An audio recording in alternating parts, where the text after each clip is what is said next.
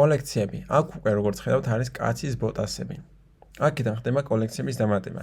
კოლექციების დამატება შეგიძლიათ პროდუქტებიდანაც, როგორც ეს წინა ვიდეოში იყო. ან შეგიძლიათ აქედან შექმნათ პირდაპირ კოლექციები ჯერ და შემდეგ უკვე პროდუქტების ატვირთვისას მიუთითოთ ამ კოლექციების სახელები. მაგალითად, ქალის ფეხსაცმელი.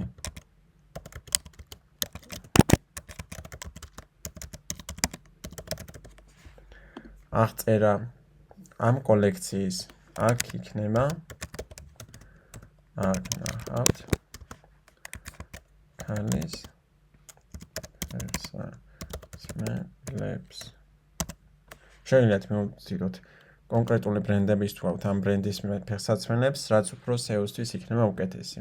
Image კოლექციის ფოტო შეგიძლიათ მიუთითოთ. მოდით რამე ქალის ფეხსაცმელი გადმოვთვალოთ ფოტო. Woman shoes images. მაგალითად აი ეს. აქედან ავტვირთოთ add files, shopping, upload, done. და ამ კოლექციის ფოტო იქნება აი ეს.